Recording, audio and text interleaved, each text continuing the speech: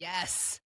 Technically speaking, yes, working longer could add more savings to your Mm, retirement plan. mm. But is that really what we should be doing? Is it really? Is it really?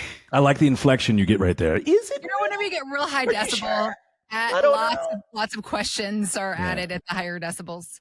Yes, I Uh, do. I do this that. is this is John Hicks, founder of Hagen Capital. I'm Heather Branch here with John Do. As for his opinions on is it worth it? Mm. Um, and well, I'm going to let you make your points here. Let me make my point first because there was this study, and I have the benefit of having these conversations with you weekly, monthly. So I Sure. have a perspective that I feel like a lot of Americans don't. And when I read something like this, my flags start to ping, ping, ping, ping, ping Your because of antennae.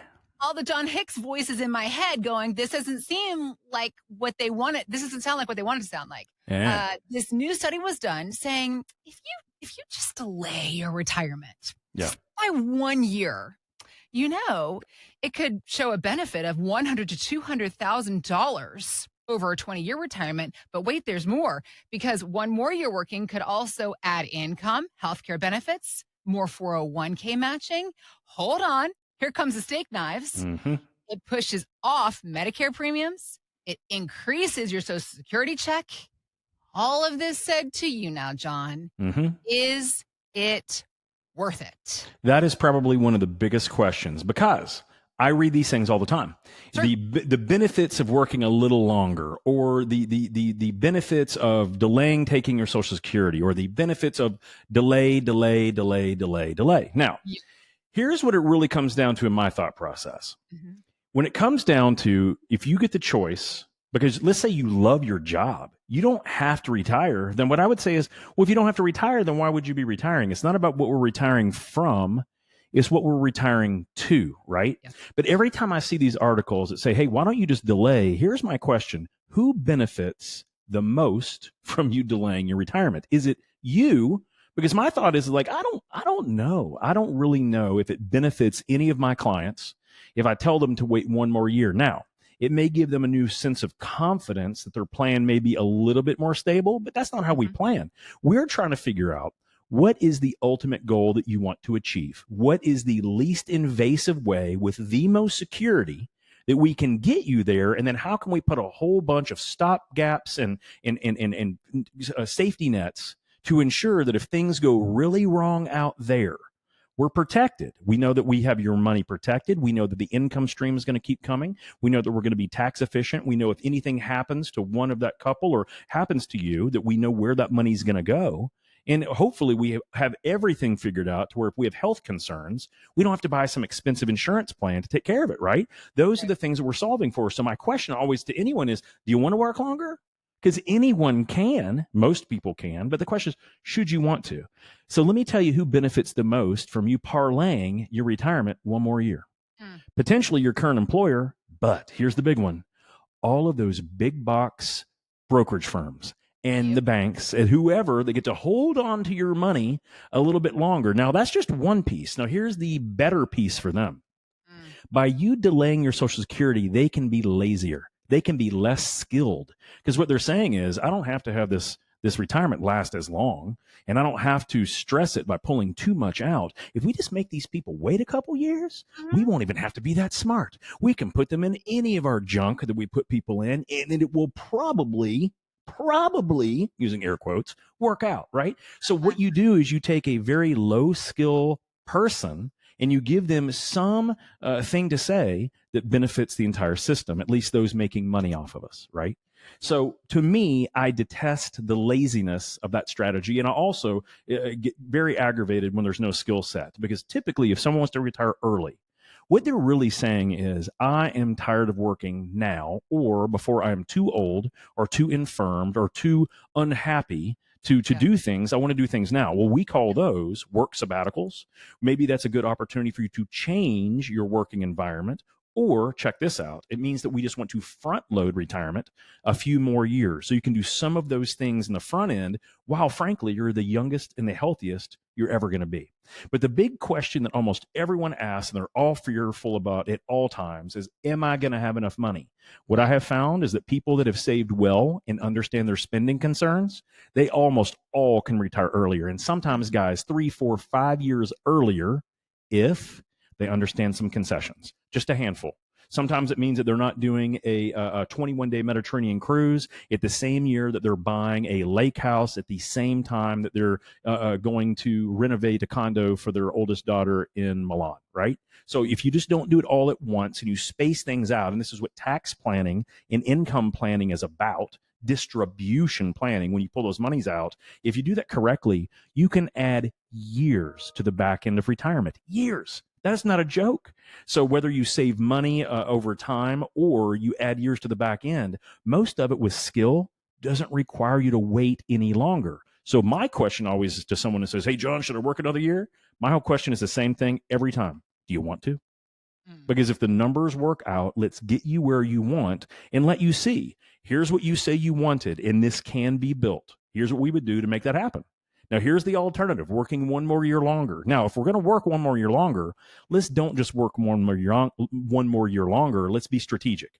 How much more can we save? How much more can we put in certain things? How can we diffuse some of those tax bills or some of those income structures so that we can benefit from those later? Let's just don't work one more year. Let's get very finite and let's get very granular about what we want to do in that 1 year, because that is going to be the best exercise ever for what it's going to be like when you do finally retire. And for a lot of people, after about 6 months of that, they're like, ooh, John, now I see what you're saying, dude. I'm going to be bored out of my mind if I retire early. I'm like, okay. So let's talk about a sabbatical. Do you just not like your current job? Do you not like the stress level? Do you not like the city you're living or working in? Are your grandkids growing up too fast and you just want more time?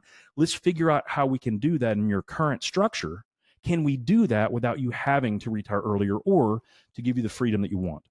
And for a lot of people, it's when they've gone through that part of the process, those real life discussions, because I'd say almost everyone is very different, at least in the industry, compared to the way it is in our office.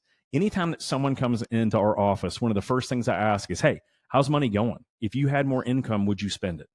Because you're going to get one of two types of people. One that says, no, John, we're saving money every month.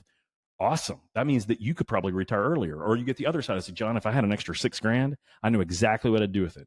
Okay. We just want to think about that, right? Because that goes into that decision-making process. But where most of the industry wants to hold on to our money the longest, I want our clients to have the happiest, most comfortable retirement that they want to live, no matter when that happens. Timing is kind of irrelevant as long as you're happy. Yeah. Timing is irrelevant, but it's not for those who haven't done the planning. I mean, Very true. timing is everything. And that's the difference. If you have that plan in place, if you have empowered yourself with the information, now you know the time frame that you're working with. At J. Hagan Capital, they are here to help you begin the planning, the timing, the many things that are involved. Visit us at retirementsolutionsshow.com to start that conversation, John. I think that a lot of our focus, it tends to be because most people they work for somebody, they work for an employer. Sure. So thinking about this working one more year mentality, what about, I mean, you are a business owner, you are self-employed. Sure. What about that group of people? Yeah, so that's probably one of the most unique things, and what I focus a tremendous amount of attention on is going to business owners and those people that have built, structures that can frankly survive after they're gone, or do they have an exit strategy? What I've discovered is it will often take 1 to 3 years to properly divest yourself from your business. Okay. And here's the thing, you have no real business value if you are required to be in it. Basically, think about this. If basically my company ended without me being in it, would that company have any value? Right. Absolutely not. And for most of us, whether we own a strip mall and we have to try to get people to pay their rents and we have to do all the plumbing work and we have to repave the parking lots and we have to fix all of the awnings that get broken, someone has to do all that work. So even if you just own a strip mall, the thing of it is that without you, what is the value of all that work that you've put in? For people that have built a business, a plumbing company, a contracting company, a manufacturing company, take your pick. The question is, will it operate without you? And can you still make money once you're gone? You don't always have to sell. Can you hire someone to replace the parts and elements of that business that you don't love Right. and still be able to thrive and go forward. I talk to business owners all the time, and the question is, how do we get them to the right exit strategy? Right? How do we get them in that certain spot where they realize, John, I really don't want to sell it. Maybe one of the kids will do it one day. But to be honest with you, I've built a $20 million company. I would like to cash out and get my 20 million. If the kids want to buy in, then that's great. How do I do that? Well, guys, that takes years. It takes between 1 and 3 years. Now, that doesn't mean it's always work for 1 to 3 years. It means we just have to figure out some strategic things that will, no joke. We did the numbers and the research on this.